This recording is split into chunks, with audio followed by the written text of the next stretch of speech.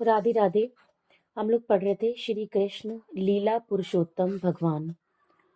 अध्याय 1 हम लोग पढ़ चुके थे। आज हम लोग शुरू करेंगे अध्याय 2। देवताओं द्वारा गर्भस्थ भगवान श्री कृष्ण की स्तुति।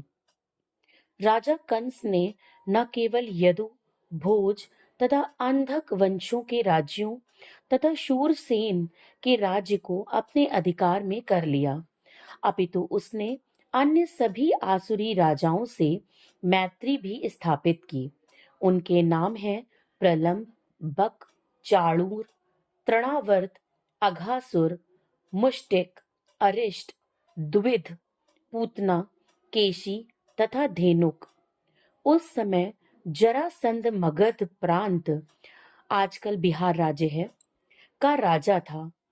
इस तरह कूटनीति से कंस ने जरासंध के संरक्षण में उस समय का सबसे शक्तिशाली राज्य सुगठित कर लिया।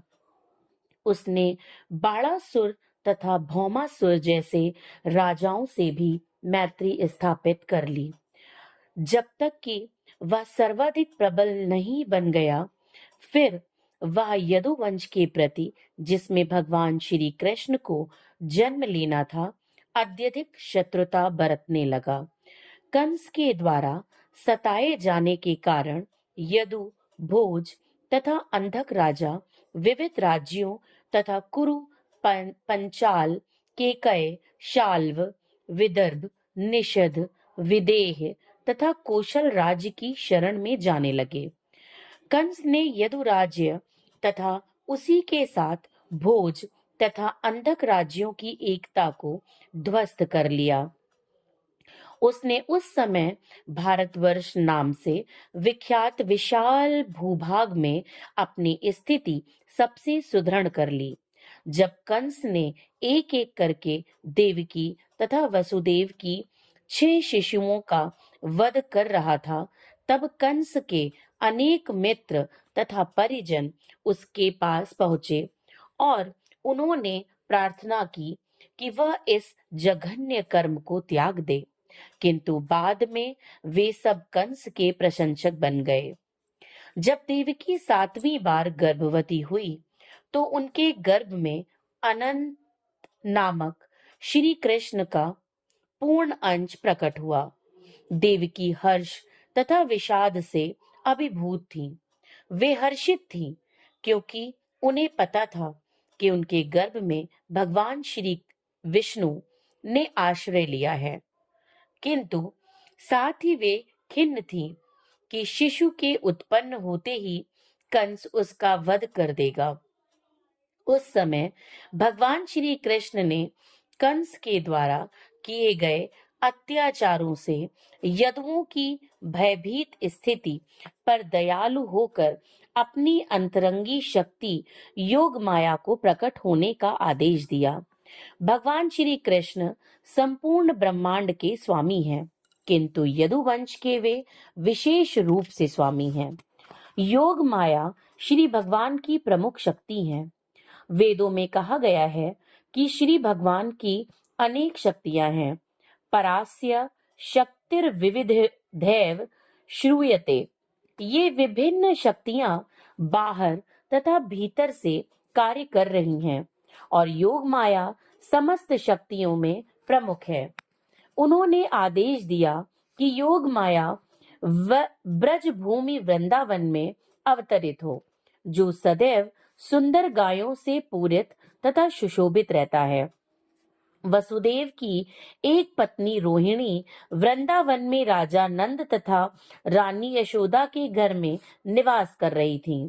कंस के अत्याचारों से भयभीत होकर न केवल रोहिणी अपितु अन्य अनेक यदुवंशी सारे देश में बिखर चुके थे, किंतु कुछ तो पर्वतों की गुफाओं में रह रहे थे। अतः भगवान श्री कृष्ण योग माया में इस प्रकार बोले, देवकी तथा वसुदेव कंस के कारागार में बंदी हैं और इस समय मेरा पूर्ण अंश शेष देवकी के गर्भ में है। तुम शेष को देवकी के गर्भ में से रोहिणी के गर्भ में स्थानांतरित कर सकती हो। इस व्यवस्था के बाद मैं अपनी समस्त शक्तियों के सहित स्वयं देवकी के गर्भ में अवतरित होने जा रहा हूँ। फिर मैं देवकी तथा वसुदेव के पुत्र के रूप में प्रकट होऊंगा। तब तुम वृंदावन में नंद यशोदा की पुत्री के रूप में प्रकट होना।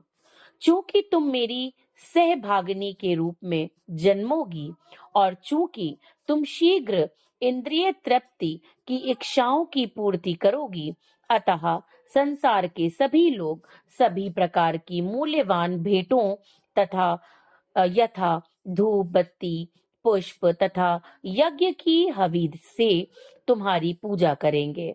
जिन लोगों को भौतिकता से प्रेम है, वे तुम्हारे अंश के विभिन्न रूपों में, जो दुर्गा, भद्रकाली, विजया, वैष्णवी, कुमुदा, चंडिका, कृष्णा, माधवी, कन्यका, माया, नारायणी, ईशानी, शारदा तथा अंबिका नाम से उल्लिखित होंगे, तुम्हारी पूजा करेंगे।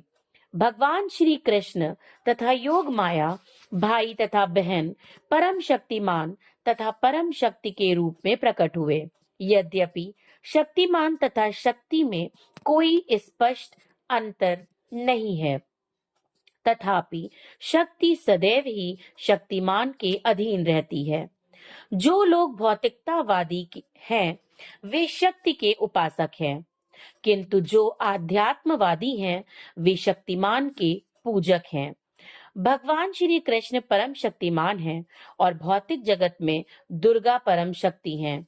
वास्तव में वैदिक संस्कृति में लोग शक्तिमान तथा शक्ति दोनों की एक साथ पूजा करते हैं। भगवान श्री विष्णु तथा देवी के ऐसे लाखों मंदिर हैं और कहीं कहीं तो इन दोनों की एक साथ पूजा की जाती है। शक्ति दुर्गा अथवा श्री कृष्ण की बहिरंगी शक्ति के उपासकों को सरलता पूर्वक सभी प्रकार की भौतिक सफलताएं प्राप्त हो सकती हैं, किंतु यदि कोई आध्यात्मिक दृष्टि से ऊपर उठना चाहता है तो उसे कृष्ण चेतना या कृष्ण भावनामृत के अनुसार शक्तिमान की पूजा करनी चाहिए। श्री भगवान ने योग माया से ये भी घोषित किया कि उनका पूर्णांश अनंत या शेष देवकी के गर्भ में स्थित है। रोहिणी के गर्भ में बलपूर्वक ले जाए जाने के कारण वे संकर्षण कहलाएंगे और वे समस्त देवी शक्ति या बल के स्रोत होंगे, जिसके द्वारा लोग जीवन का सर्वोच्च आनंद, जिसे रमण कहते हैं, प्राप्त कर सकेंगे। अतः पूर्णांश अनंत अपने अवतार के पश्चात संकर्षण या बलराम नाम से प्रसिद्ध होंगे। उपनिषदों का कथन है, नायमात्म बलहीनेन लभ्यः। तात्पर्य यह है कि कोई परमेश्वर या किसी प्रकार के आत्म साक्षात्कार के परम स्तर को तब तक प्राप्त नहीं कर सकता जब तक बलराम की पर्याप्त कृपा ना हो। बल का अर्थ शारीरिक शक्ति नहीं है, ना ही शारीरिक शक्ति से किसी को आध्यात्मिक सिद्धि मिल सकती है। उसमें आध्यात्मिक शक्ति होनी चाहिए, जो बलराम या संकर्षण द्वारा प्रदत्त की जाती है। अनंत या शेष उस शक्ति का स्रोत है जो समस्त लोकों को उनकी विविध स्थितियों में बनाए रखती है। भौतिक रूप से धारण करने की यह शक्ति गुरुत्वाकर्षण कहलाती है, किंतु वास्तव में यह संकर्षण शक्ति का ही प्रदर्शन है। बलराम या संकर्षण आध्यात्मिक शक्ति या आदि गुरु है।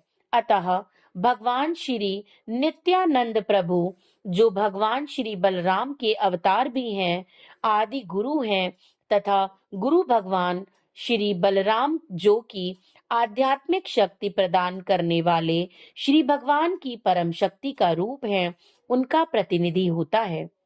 श्री चैतन्य चरितामृत में इसकी पुष्टि की गई है कि गुरु श्री कृष्ण की कृपा का प्राकट्य है।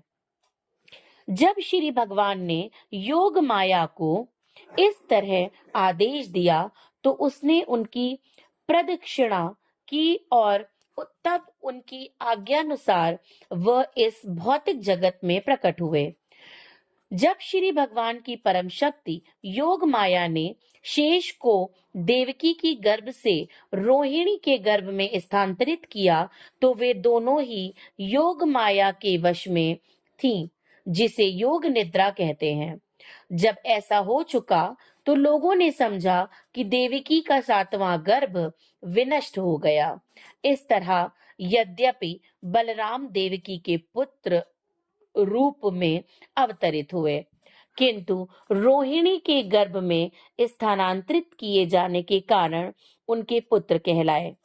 इस व्यवस्था के बाद अपने निष्काम भक्तों की रक्षा करने के लिए सदैव तत्पर रहने वाले भगवान श्री कृष्ण ने अपनी पूर्ण अचिंत्य शक्तियों सहित संपूर्ण सृष्टि के स्वामी के रूप में वसुदेव के मन में प्रवेश किया।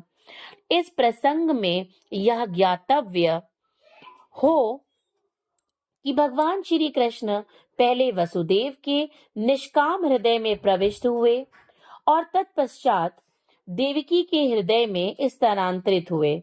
वे देवकी के गर्भ में वीर्य द्वारा स्थापित नहीं हुए थे। श्री भगवान अपनी अचिंत्य शक्ति से किसी रूप में प्रकट हो सकते हैं। उनके लिए यह अनिवार्य नहीं कि वे स्त्री के गर्भ में वीर्य क्षेपण की सामान्य विधि द्वारा प्रकट हों। जब वसुदेव श्री भगवान को अपने हृदय में धारण किए हुए थे, तो वे उस देदीप्यमान सूर्य की भांति लग रहे थे, जिसकी प्रखर किरणें सदा असह्य होती हैं और सामान्य जनों को झुलसाने वाली होती हैं। वसुदेव के शुद्ध निष्काम हृदय में स्थित श्री भगवान का रूप श्री कृष्ण के आदि रूप से भिन्न नहीं है। कहीं भी और विशेष रूप से हृदय के भीतर श्री कृष्ण के रूप का उदय धाम कहलाता है। धाम से श्री कृष्ण के केवल रूप का नहीं, अपितु उनके नाम, गुण तथा साज समान का भी बोध होता है। ये सब एक साथ प्रकट होता है।